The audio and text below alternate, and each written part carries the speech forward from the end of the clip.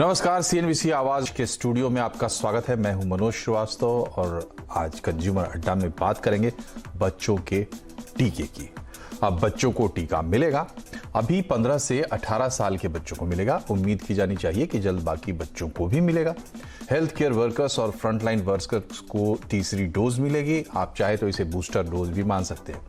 इसी तरह 60 साल से ज्यादा उम्र के वैसे लोगों को भी बूस्टर डोज मिलेगी जिन्हें कोई गंभीर बीमारी है, यानी कोमॉर्बिड बुजुर्गों को भी तीसरा टीका मिलेगा। बाकी लोगों को भी बूस्टर मिले, इसकी उम्मीद अब की जा सकती है। अब एक झटके में इतना बड़ा फैसला हुआ है तो इसको ओमिक्रॉन से जोड़कर भी आप देख सकते हैं। लेकिन पूरी प्रक्रिया क्या होगी और टीकाकरण के इस नए दौर में क्या सवाल है जो आपके जहन में भी उठ रहे होंगे, उन्हीं के जवाब जानने के लिए आज कंज्यूमर अड्डा में हम चर्चा करेंगे। ये जो टीकाकरण का नया अभियान शुरू होने जा रहा है उस पर चर्चा के लिए हमारे साथ है स्टार इमेजिंग के डायरेक्टर और वैक्सीन अवेयरनेस कमेटी के सदस्य समीर भाटी। आप तीनों मेहमानों का बहुत बहुत स्वागत है। भाटी साहब, आपसे हम ये समझना चाहेंगे, देखिए डॉक्टर साहब ने भी कहा कि 15 से 18 वाले जो बच्चे हैं वो 6-7 करोड़ है, 8 करोड़ के लगभग अनुमान किया जा रहा है। इसके साथ साथ जो कोमॉर्बिड्स हैं उनके लिए 60+ और health workers and frontline workers, तो इन सबको मिला के करीब 22 करोड़ नए लोग हैं, जिनमें कुछ लोगों को तो 1 डोज पड़नी है लेकिन बच्चों को 2 डोज पड़नी है। भारी मात्रा में वैक्सीन की जरूरत पड़ेगी। सप्लाई की स्थिति क्या है और इसका जो रोल आउट होगा उसकी क्या तस्वीर आप देख रहे हैं? देखिए, अगर हम बच्चों के केस में जो अभी बात करें, बच्चों के लिए तो निश्चित तौर पे अभी एक जो ग्रुप तय हुआ है 15 से लेकर 18 साल तक।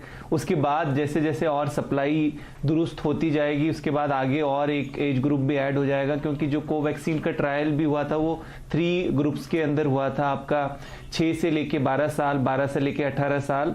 तो इसमें उस तरह से आगे आगे वो फेजेस में ऐड करते रहेंगे। रही बात जो हम अभी बूस्टर की कर रहे हैं, हमारे health care worker, frontline worker और जो आपके कोमॉर्बिड वाले हैं, देखिए उनके अंदर भी सरकार ने जो अभी नीति आगे बनानी है, जिसके अंदर बताया है कि स्पेसिफिकली वो सेकंड वाली डोज के 9 मंथ के बाद, 9 या 12 मंथ के बाद उनको जो है वो बूस्टर या प्रिकॉशनरी डोज उनको दी जाएगी।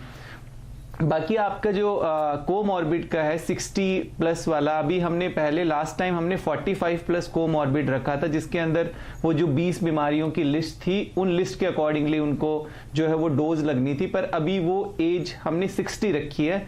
आगे आगे वो वाली एज भी और कम हो जाएगी जिस तरह से वैक्सीन की अवेलेबिलिटी होगी। फिलहाल अभी जो तय हुआ है कि जो एग्जिस्टिंग प्राइमरी वैक्सीन जिनको लगी है उसी की उनको 3rd डोज दी जाएगी, जो आपकी एडिशनल डोज है। उसके अलावा हमारी आज सब्जेक्ट एक्सपर्ट कमेटी की मीटिंग और चल रही है और उसमें लग रहा है कि कुछ और भी अगर वैक्सीन फर्दर अप्रूव होती है तो आगे उसके ऊपर उन वैक्सीन को भी रोल आउट करने के लिए बात की जाएगी। और जैसे प्रधानमंत्री जी ने भी बताया कि जो हमारी नेजल वैक्सीन है वो भी अभी पाइपलाइन के अंदर है, तो उसको भी एज अ बूस्टर देने पे आगे फर्दर विचार किया जा सकता है। जी भाटी साहब, आपसे भी मेरा सवाल लगभग यही है, क्या हम एक ऐसे वैक्सीन अभियान की कल्पना कर सकते हैं कि जिसमें जिसको चाहिए वो जाके वैक्सीन ले सकता है और जो भी प्राइवेट प्लेयर्स चाहें वो इसमें पार्टिसिपेट कर सकते हैं वैक्सीन की सप्लाई साइड से? क्योंकि अभी स्थिति ये है कि जिनको चाहिए उनको मिल नहीं रहा क्योंकि वो उस कोटे में नहीं है, और जिनको आप देना चाहते हैं उसमें बहुत सारे लोग